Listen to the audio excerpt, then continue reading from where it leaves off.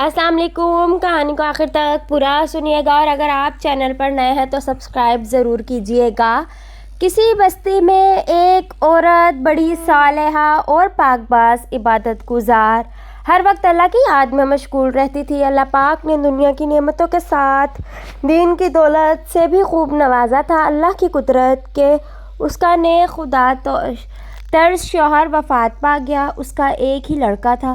اس نیک دل عورت نے اس لڑکے کی بڑی اچھی طرح پرورش کی، ناز و نعمتوں سے پالا، تعلیم بھی اچھی دلائی. لڑکے نے جب دنیا کے میدان میں قدم رکھا تو ہر طرف اس کے حسن سلوک کے چرچے ہونے لگے. شریف لوگ اس کو عزت کی نگاہ سے دیکھتے، بیوہ عورتیں اس کو دعائیں دیتی، یتیم بچے اس کے قدموں میں آنکھیں بچھاتے.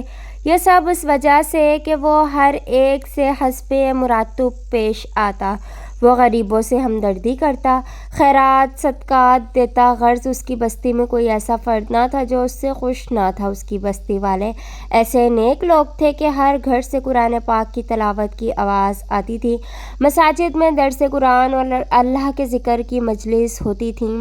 غرض اس بستی کا ہر گھر جنت کا نمونہ تھا. ہر فرد دوسرے کا غمخوار، ایثار اور شرافت کا پتلا تھا.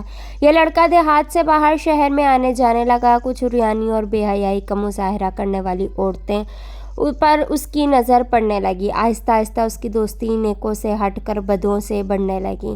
پھر وہ راستے سے بھٹک گیا. بدکار دوستوں کے مشورے سے اس نے والدہ کے کھیت دیہات کی پرسکون زندگی کو خیر بات کہہ کر شہر کی فضا میں اپنا ڈیرا ڈال لیا. اس کے ڈیرے میں اب ہر قسم کے اوباش دوست اس کے گرد جمع ہونے لگے. ان بدکار دوستوں نے اسے راہ حق سے ہٹا دیا. ماں مصلی پر بیٹھی ہر وقت اس کے لیے دعائیں کرتی. کبھی کبھی ماں سے ملنے شہر سے گاؤں چلا جاتا. آہستہ آہستہ وہ وقت آیا کہ مہینوں میں ایک چکر لگاتا. اسی اثنا میں اس کے بد کردار دوستوں نے کے ذریعے اس کی شناسائی ایک بد کردار عورت سے ہو گئی اور وہ اس کا اس قدر اسیر اور فریفتہ ہوا کہ اپنے باپ کی جائیداد فروخت کر کے اس پر لٹاتا رہا. آخر وہ وقت آیا کہ جب وہ عورت جس نے اپنے نیک دل شوہر کی زندگی میں کبھی کوئی دکھ نہیں دیکھا تھا، اب دوسروں کے گھر مزدوری کرنے لگی. بیٹا جب کبھی گاؤں آتا تو ماں مزدوری کے پیسوں سے بیٹے کو گھی لے کر دیتی، کوئی چیز بنا دیتی اور دعاؤں کے ساتھ رخصت کرتی. کافی عرصہ گزر گیا، لڑکا ماں کو ملنے نہ آیا. ماں بیٹے کی جدائی میں اپنے ہوش و حواس کھو بیٹھی. جب بھی کوئی غیر اس کے دروازے کو کھٹکھٹاتا وہ دوڑ کر دروازے پر جاتی. بے ساختہ کہتی، میرے بیٹے تم آ گئے. بیٹے تم نے اتنی دیر کیوں لگائی؟ جب معلوم ہوتا کہ گلی کے کسی بچے نے دروازہ کھٹکھٹایا تھا تو دل پر ہاتھ رکھ کر مصلی پر بیٹھتی اور رونا شروع کرتی تھی. روتے روتے اس نے ایک دل کی بینائی بھی جواب دے گئی اور پیچھے جب اس لڑکے کے پاس کچھ نہ رہا تو اس عورت نے اپنے یاروں سے مشورہ کیا کہ اب اس سے جان چھڑائی جائے. مشورہ یہ طے ہوا کہ اس سے یہ فرمائش کی جائے کہ میری محبت جب ہی آپ سے رہے گی کہ اپنی ماں کو دل نکال کر لاؤ. اس طرح وہ فرمائش پوری نہیں کرے گا تو خود ہی جان چھوٹ جائے گی. اس بدکار عورت نے یہی فرمائش کی.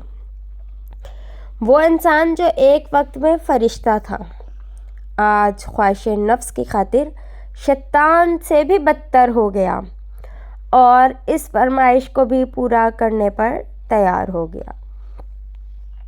خنجر لیا، گاؤں کی طرف چل دیا. عرصہ دراز کے بعد جب یہ بد نصیب دروازے پر پہنچا، آواز دی، ماں فرحت و خوشی سے دروازے کی طرف بڑھی. منہ سر چوما اور سینے سے لگایا. اس بدبخت نے خنجر نکالا، ماں کے سینے پر مارا، ماں کا دل نکال کر چل دیا. آسمان پر اندھیرا چھا گیا. اللہ کا عرش ہل گیا.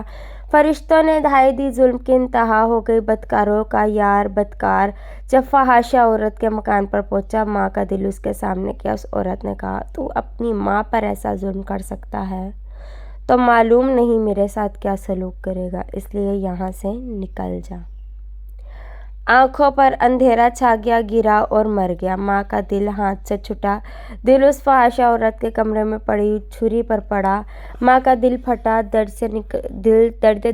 से दिल से निकली है सदा, बेटा कहीं चोट तो नहीं लगी। माँ की अजमत, माँ की शफकत, माँ की मोहब्बत, माँ के एहसानात को नज़रअंदाज करके औरतों के आगे झुकने वालों और माँ को हकारत की नज़रों से देखने वालों, तुम पर अल्लाह की लानत, तुम पर फरिश्तों की लानत, तुम पर पैगंबरों की लानत, तुम पर तमाम नेक इंसानों की लानत।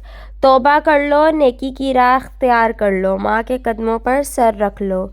इस वक्त तक सर ना उठाओ जब तक वो राज़ी ना हो जाए, चाहे तुमको मौत तक सर रखना पड़े। रखे रहो, निजात इसी में है।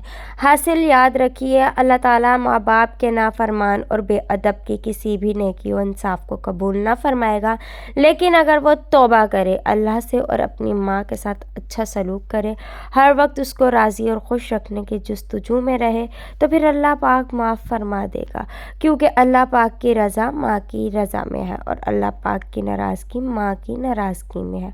अल्लाह ताला हमको अपनी रज़ा की तौफीक अता फरमाए और हमें नाराज़गी से बचाए। आमीन या रब्बुल आलमीन। अल्लाह हाफिज़।